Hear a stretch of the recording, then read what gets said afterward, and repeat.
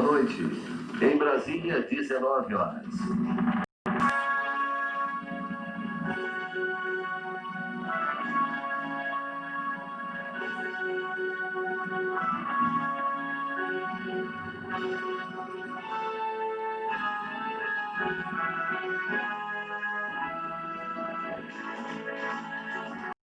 Esses são os destaques da edição de hoje da Voz do Brasil.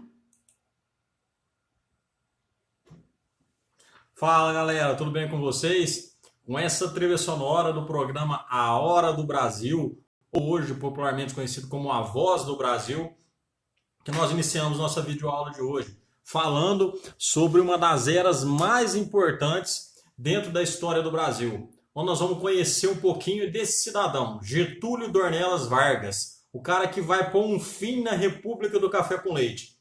Preparado para essa viagem na história? Então se liga aí, vamos lá. A aula de hoje, Era Vargas. Pessoal, a Era Vargas, nós vamos dividir ela para ficar mais fácil o nosso entendimento em 3 partes. Tá? O período provisório, que começa em 30, quando acontece o golpe que nós vimos na videoaula anterior. Só se ligar aí no canal, volta lá na videoaula que fala justamente sobre o golpe e a Revolução de 1930. Tá? E vai até 1934, período em que o Vargas vai governar sem Constituição. Tá? Então, 1934 começa o segundo período, que é o período constitucional. O próprio nome já diz, quando a Constituição vai ser promulgada. Né? E depois, de 1937 a 1945, o período conhecido como ou simplesmente ditadura de Vargas. Não confundamos aqui a ditadura de Vargas com a ditadura militar, que ocorreram em períodos distintos e tem videoaula de hoje.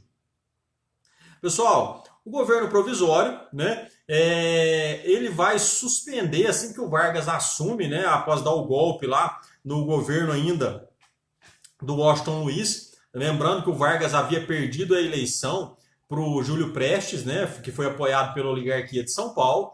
O Vargas representando ali a Aliança Liberal, né, com outros políticos com oligarquias que com essa política do café com leite, devido à traição de São Paulo aí nesse processo. Né, o Vargas vai assumir de forma provisória e aí ele vai suspender essa Constituição de 1891. Tá? Ele vai fechar o Legislativo, o Congresso Nacional, as Assembleias, literalmente vai governar sozinho. Tá?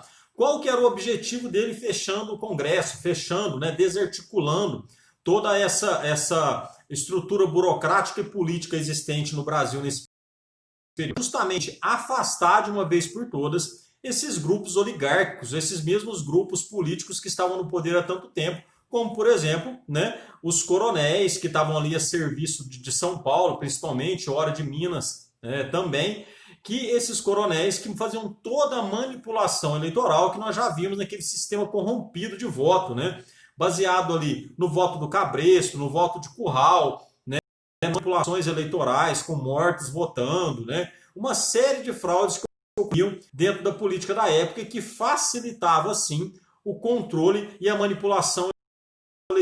Então, pessoal, esse vai ser um dos motivos que o Vargas vai fechar, né, nesse período. E aí o Vargas, além disso, ele vai nomear homens de sua confiança para estar à frente dos estados. Então ele vai destituir os governadores e vai nomear, né, o que nós vamos chamar de interventores, aqueles que vão estar ali, né, a serviço dele. E aí o que vai acontecer? O Vargas vai comprar uma briga muito grande com São Paulo, porque ele vai nomear para São Paulo, tá, o João, né, pernambucano, para governar São Paulo. E aí os paulistas, né, já estavam afastados do cenário político e ainda vão ver à frente do Estado, né, uma pessoa que não conhecia a sua realidade.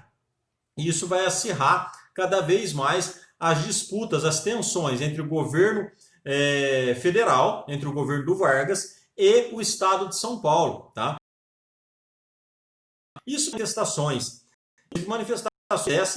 essas que vão acabar resultando aí, né, na morte de 4 estudantes, né, o Miragaia, o Martins, o Drauzio e o Camargo.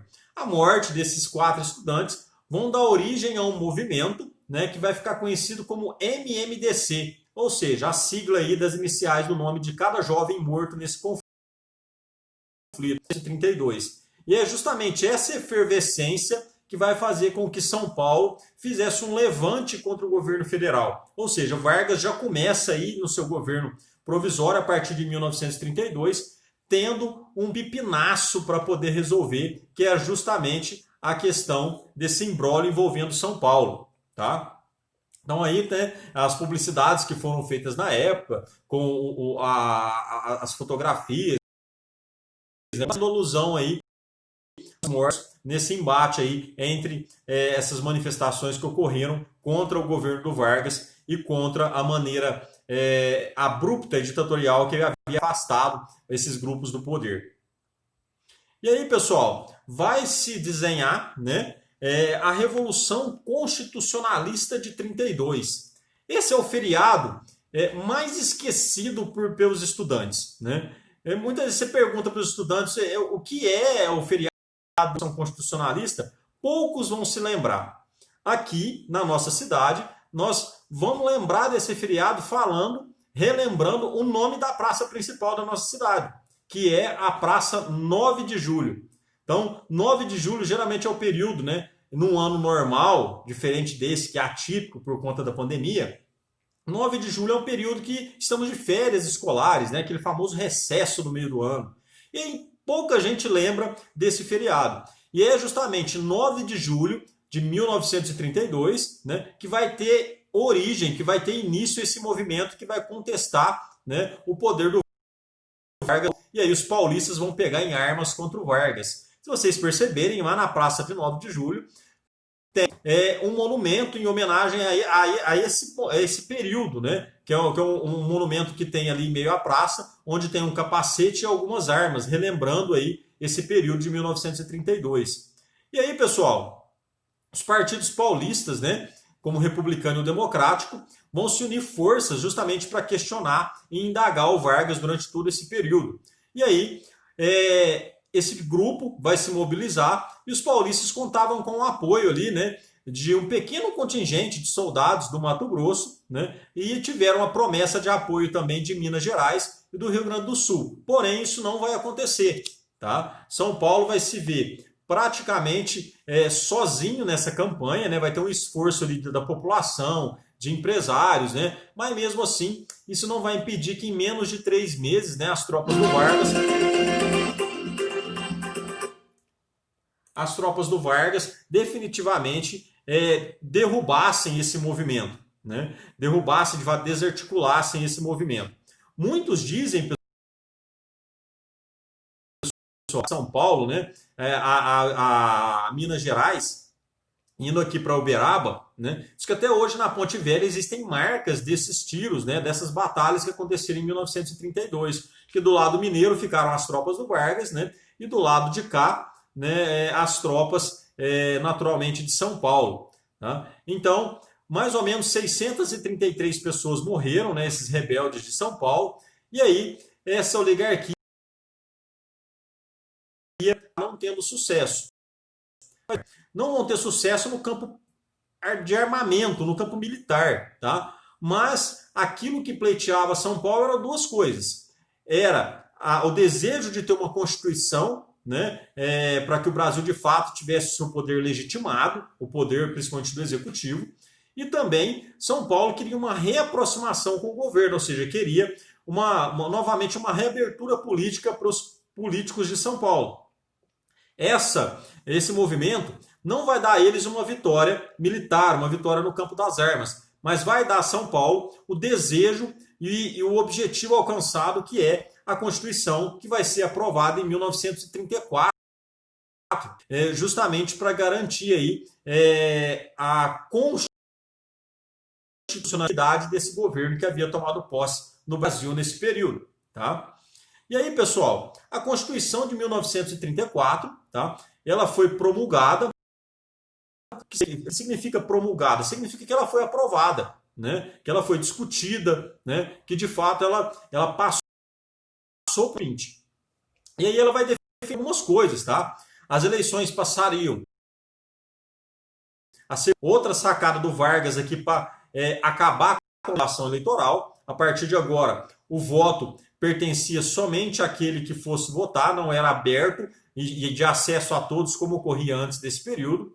As mulheres vão conseguir o direito de voto, né? Então o Vargas, aí, apesar de ter uma face ditatorial, e nós vamos ver isso futuramente nas nossas aulas, aí, é ele que anger esse direito aí para as mulheres com o direito ao voto. Tá? Analfabetos, mendigos e militares de patentes mais baixas não poderiam votar. Tá? Ele vai criar também a Justiça Eleitoral, que seria encarregado aí de zelar por toda a ordem e organização dos pleitos eleitorais. Antes era a Comissão Verificadora de Poderes, que pouco fazia e apenas legitimava as fraudes que aconteciam, né, durante o período da República Velha. E aí, pessoal, quanto aos direitos trabalhistas, né, a Constituição de 1934 vai instituir como nós conhecemos hoje, que é bem mínimo mesmo, né, hoje está na faixa aí de R$ 1.045. A jornada de trabalho de 8 horas diárias, que já é um avanço, lembrando aí que ainda pouco tempo antes, em 1917, havia havido uma grande greve no Brasil, principalmente em São Paulo, requerendo melhores condições para os operários que trabalhavam nas fábricas. Tá? A proibição do trabalho de menores de 14 anos, ou seja, só poderia se trabalhar de forma formal a partir dos 14 anos. As férias anuais remuneradas, mas são sem justa causa, ou seja, se o empregado tinha um contrato de trabalho, ele foi demitido sem ter uma justa causa, tá? Foi de acordo com a vontade do seu empregador, ele teria uma indenização. Tá?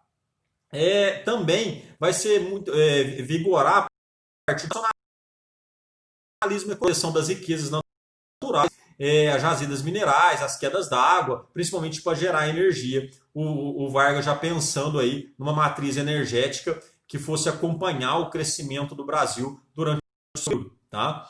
E, além disso, a Constituição via eleito de voto indireto, tá? Dos membros da Assembleia Constituinte. Tá? E é de fato assim que o Vargas, de fato, vai conseguir permanecer no poder a partir de 1934. E durante o período constitucional, pessoal, vai ficar muito comum a influência de algumas ideias que eram predominantes do mundo. Em 1934, né, nós estamos aí às vésperas, né, da Segunda Guerra, tá? Segunda Guerra Mundial estoura ali em 1939, vai até 1945.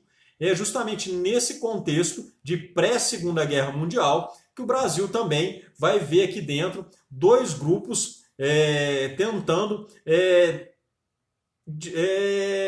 deflagrar aí as suas ideologias, né? De um lado, o integralismo e de outro lado, o aliancismo. E nós vamos ver aí bem, né, quais eram as características de um e de outro, né, quais as tendências de direita e de esquerda em cada um desses movimentos e a forma com que o Vargas vai utilizar esses movimentos em seu favor. Lembrando, sempre deixo muito claro, o Vargas era um político extremamente hábil, um cara que conseguia, ao mesmo tempo, atender os anseios das massas, do povo, do povão mesmo, e conseguia articular com as forças armadas que o levaram ao poder, assim como forças antagônicas, como o integralismo e também boa parte da camada empresarial. Então, um cara que tinha na oratória um poder de convencimento e na sua articulação política uma das suas principais características. Tanto é que ele vai ser sempre lembrado como exemplo de bom político, exemplo do político que sabia conduzir as forças dentro do seu governo. E isso a gente vai ver, vai ficar evidente em alguns aspectos dentro dessa questão. O integralismo, pessoal, né, conhecido aí também como AIB, Ação Integralista Brasileira, tá? Tinha como líder o Plínio Salgado. Tá? Esse movimento vai conquistar ali a simpatia de parte da população brasileira, média, né, empresários e partidários. E tinha ali, né, como grande símbolo o sigma da somatória, que é esse símbolozinho aí, logo ao lado da palavra integralismo, né, que significa a união, né, a junção, o Estado como um todo. Tá? E tinha um grande lema, Deus, Pátria e Família. Né? Ou seja, uma vertente de direita visando ali, né, combater o comunismo, né, pregava o nacionalismo extremo, um Estado centralizado, forte, né, o Vargas vai simpatizar bem por esse lado, né, com a disciplina, a hierarquia, né. Além disso, demonstrava a confiança num único chefe, né, numa única liderança. Né. Então, vai ser uma forma bem comum de influência aqui das ideias nazifascistas. Tá? Então, os integralistas eram submetidos a uma rígida disciplina, né? Vão vestir um uniforme, inclusive militar, né? Bem referente aí às saudações que ocorriam também dentro do nazismo. Tá? De outro lado, tá? Um movimento antagônico, a Aliança Libertadora Nacional, tá? Ou Aliança Nacional Libertadora, né? Chamados de aliancista. Tá? Então vai reunir grupos e correntes ligadas ao socialismo, ao comunismo e ao anarquismo. Quem vai liderar esse movimento é o Luiz Carlos Prestes, dele, aquele mesmo que liderou o movimento tenentista, tá? Ainda no governo do Arthur Bernardes. Ele volta à cena agora, tá? Ele volta do exílio, que ficou exilado até 1930, né, na Bolívia, ele com os outros tenentes, e ele vai também apoiar num primeiro momento o Vargas, tá? E aí vai ter como ideia, né, de governo uma radicalização política, né, como a nacionalização das empresas estrangeiras, o não pagamento da dívida externa, a reforma agrária e a garantia de uma série de liberdades individuais. Essa garantia de liberdades individuais já não era muito a praia do Vargas, e nós vamos ver isso. Tá? Então o lema era pão, terra e liberdade. O crescimento, né, do alianciado ali pela parte conservadora, tá?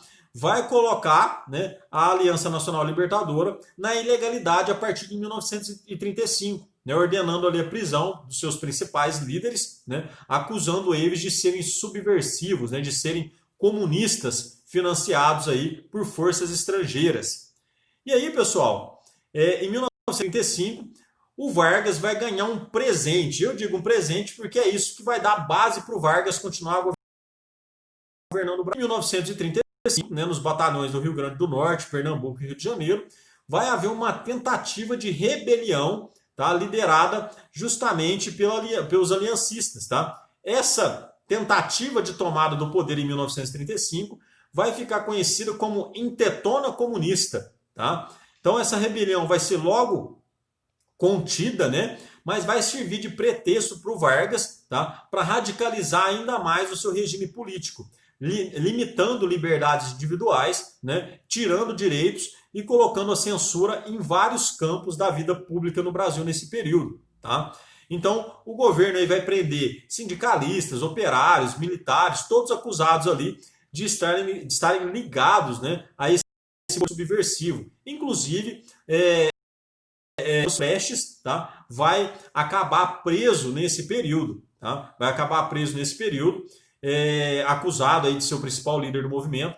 E a sua esposa, tá, chamada Olga Benário, também vai ser presa. E olha que requintes de crueldade, né? No período em que o nazismo já estava bem difundido na Europa, né? A Olga, que era judia e comunista, né? Não tinha algo mais desprezível para os nazistas do que ser judeu e comunista, né?